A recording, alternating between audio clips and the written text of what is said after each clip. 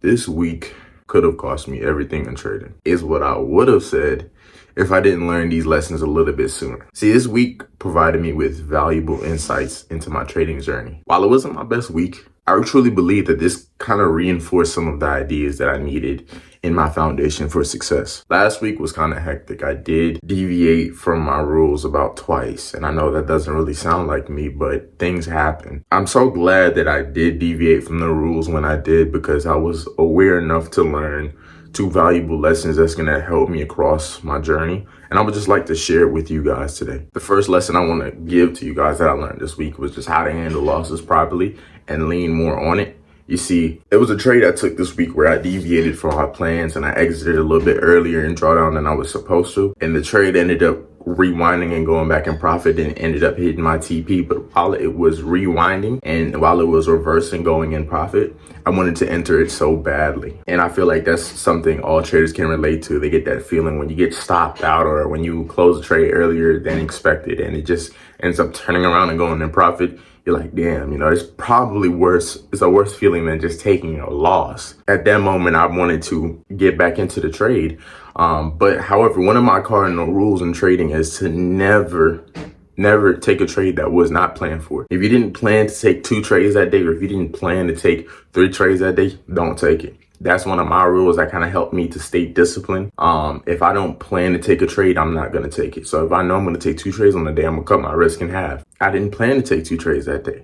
In the moment, I can't think of my rules. I'm clouded by emotions. I just want to get back into the trade, and I'm expecting this trade to hit TP. I'm expecting this trade to make me money. And in that moment, a lot of bad things can happen. It's revenge trading. It's so many different things. But something told me to literally just walk away. And that's literally my first step in how I handle losses. It's always to walk away so you can give time for your emotions to calm down. And I'm glad I did that, because it's shown that I was building awareness to my rules, and it shows that I was in a better state than what I was previously 3, 4, 5 months ago. The point I'm trying to make here is you got to learn how to handle losses properly. And I'm going to go over that in a second. But the second thing is also you need to build awareness to your trading plan as well. And when I mean awareness to your trading plan, like knowing when you're not following it. It's so many productivity hacks you can use. One of my biggest one is I have a whiteboard that just has all my rules on it. And every morning I just look to the right before I start trading, and I will just remember those are the rules that I need to do for the morning. Those are my rules for my trades and stuff like that. This could be a Notion template or anything like that. But having something visible helps build awareness in when you're not following your rules.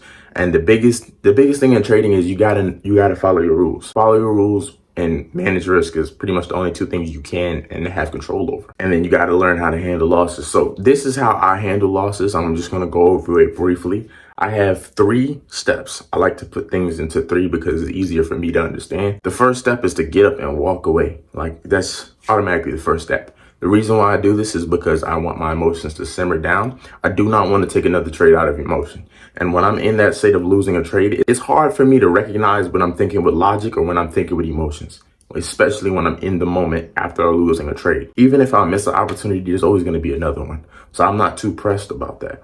But my first thing is to walk away. My second rule is to reflect. So I will reflect why I may have lost money on that trade or why the trade didn't go my way. And sometimes it's not too much to reflect about, but sometimes there is. Sometimes you committed a trading error out of emotions, and you only recognize it by asking yourself questions. When I'm reflecting, I'm asking myself key questions like, why did I do this? Why did I do that? Was I bent by emotions? And I'm just asking myself the right questions to get the right answer. And then the third thing is just to pretty much journal the trade. So I would journal the trade, the statistics, screenshots, everything. And then I would also journal what I learned in my reflection session. So if I learned that I made a trading error out of fear of losing money out of this, I will reflect, and I'll reflect why and what I could do differently next trade. And that's how I handle losses properly. Yeah. So the second actionable step I want to give as well too is write down your rules. Like I said earlier, write down your rules somewhere where you can see it. I know a lot of traders have a sticky note on their computer. That's very helpful. I think it's also helpful if you can. So before every trading session, we'll kind of repeat your rules over. I kind of do this in my head so I know what I'm looking for. If I see a clean setup, I'm going to take it, and then there's only 4 outcomes that can happen, and I have a strategic plan for each of those outcomes. And then the next and last tip I just want to give, you got to always follow your rules, even when it's uncomfortable. It's something you'll hear a lot in trading. Follow your rules, follow your rules, follow your rules. But we never really know why.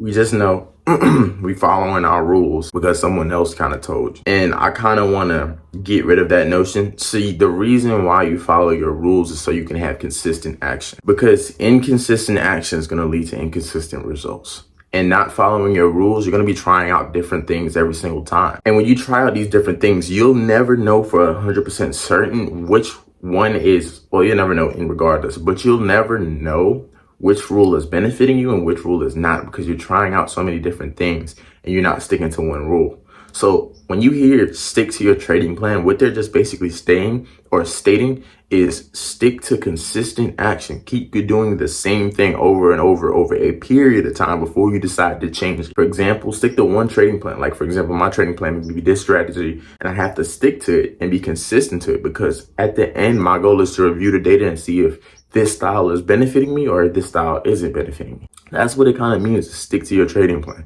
So always follow your rules, even when it's uncomfortable, because you need that data to look back on and see what is benefiting you and what isn't. The second lesson I learned this week was backtesting versus live trading. And this is like, for all my backtesting enthusiasts out there, me included, this is very difficult, but I had to kind of realize that my backtesting experiences, or the experience that I gain in backtesting, does not translate over to live. And there's so many different things. The way I was backtesting was using a replay tool.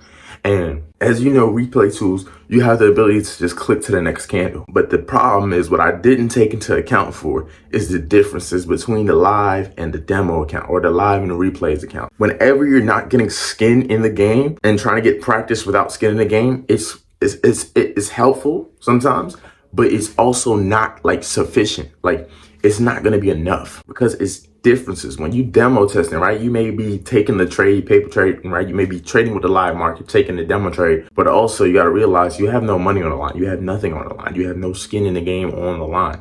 So it's okay for you to be in a carefree state of mind, because there's nothing, you don't lose anything, right? Except your pride of being wrong, right? But that's just about it. But when you live trading, it's totally different. And for me, I've noticed, like, I couldn't skip the candles in live trading, so I'd have to sit through these candles and watch them move. And it was the reason why I broke some of my rules, because it's just like sitting and watching those candles move. Sometimes they're moving so fast to your SL that you just want to get out, and sometimes they're just like stagnating, and you just have to sit, and you can't click skip on every candle to skip it. No, you have to sit through those candles and let your emotions, and you have to skip through those candles and deal with your emotions during those trades. And that was one of the differences that I noticed. The second difference that I noticed is it may take you 5 minutes to get another setup on a replay tool or a backtesting tool.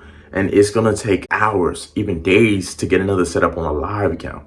So, or when you live trade. And that can lead to a lot of impulse decisions, like taking trades that just don't align with your rules at all, or don't align with your strategy or anything you've been doing while you've been backtesting. That's the second lesson I had to learn, like differences between the backtesting and live account. And what I've kind of been doing to combat that is just to simply notice the differences and adjust. For example, I know, okay, cool. Now I'm noticing that I can skip the candles, right? What is the next best step? To not look at the charts while the candles are printing out. So if you're back testing right now, continue to back test until you've gotten whatever you're looking for. But also become aware when you get done back testing. Try to become aware of the differences between live and demo before you start live trading. So you're at least aware of it, so when it happens, it's not too detrimental for you. And then just make sure you adjust your actions. Make sure you adjust it in a way that kind of suits whatever you was doing in the back testing session. Try to find a similar alternative to it while live trading. These were some of the lessons I've learned this week, and I hope maybe one of you guys can learn from these lessons and don't commit the mistakes I committed to learn these lessons and just get a little bit farther. But I always like to pose a final question in my videos. So the final question I want to ask is, how can you apply any of the advice given in this video into your trading experience? Leave your answer in the comments below. And until next time.